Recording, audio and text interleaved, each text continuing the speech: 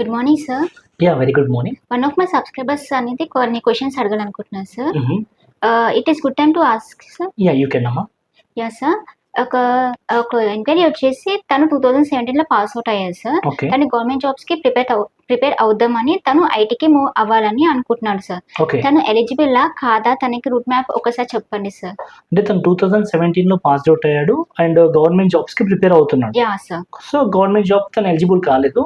Yeah సో ఇప్పుడు తను ఐటీకి మూవ్ అవ్వాలనుకుంటున్నా, అదేనా question? Yeah yes sir. Okay. So ఇలాంటి క్వైరీస్ కామన్ గా వస్తూ ఉంటాయి సౌమ్య. Yeah sir. యాక్చువల్గా 2017 to 2025 అంటే మినిమం ఒక 7 years అవుతుంది.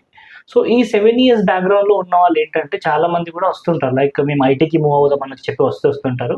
సో వాళ్ళు ఏదైతే చూస్ చేసుకున్నారో పాత్ అది మాత్రం కరెక్టే. సో 2017లో ఉన్న వాళ్ళు కూడా ట్రై చేస్తే ఐటీ కంపెనీలో జాబ్ 100% వస్తుంది.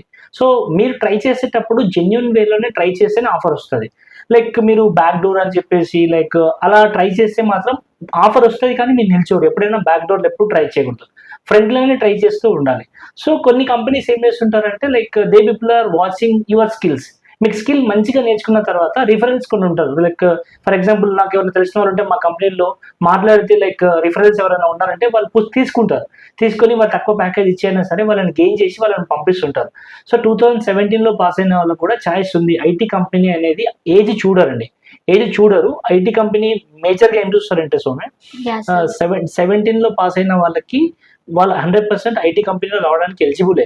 కాకపోతే వాళ్ళు వచ్చే కంటే ముందు ప్రజెంట్ ఏం వర్క్స్ జరుగుతున్నాయి, ఎలాంటి వర్క్స్ అవుతున్నాయి వాళ్ళు నేర్చుకోవాలి. నేర్చుకుంటే డెఫినెట్ గా వాళ్ళకి జాబ్ సర్వేలో అవ్వడానికి ఛాయిస్ ఉంటుంది. వాళ్ళు ఏం నేర్చుకోకుండా జాబ్ ట్రై చేశారనుకో కాదు, ఫస్ట్ వాళ్ళు టెక్నికల్ స్టఫ్ నేర్చుకోవాలి.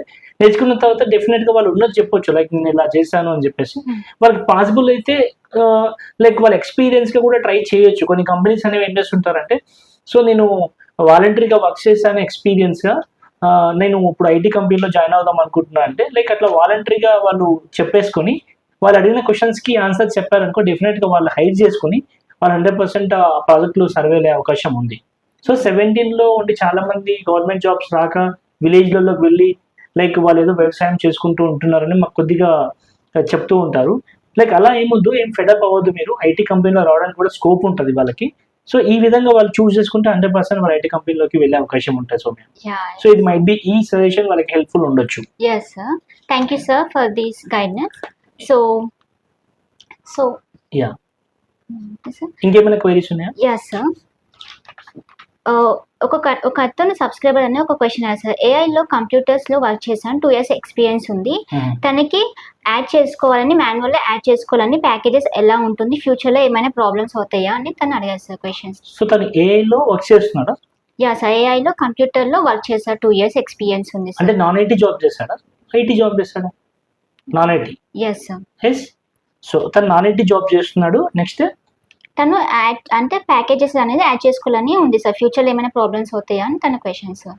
సో యాక్చువల్గా నాన్ ఐటీ వాళ్ళు ఐటీకి వెళ్ళడానికి ఒక వే ఉంటుంది.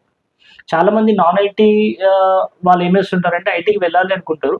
మీరు ఏదైతే నాన్ ఐటీలో వర్క్ చేస్తారో అదే ఎక్స్పీరియన్స్ క్యారీ చేసుకొని కొన్ని ఇంటర్వ్యూస్లో చెప్పండి, నేను ఇప్పుడు నాన్ ఐటీలో ఉన్నాను, బట్ నేను ప్రజెంట్ ఒక దగ్గర ఒక ప్రాజెక్ట్ చేస్తాను, నేను ప్రాజెక్ట్ చేసినట్టుగా నా దగ్గర ఒక చిన్న సర్టిఫికేషన్ ఉంది, నాకు అక్కడ నేర్చుకున్నాను, సర్టిఫికేషన్ ఇచ్చారు.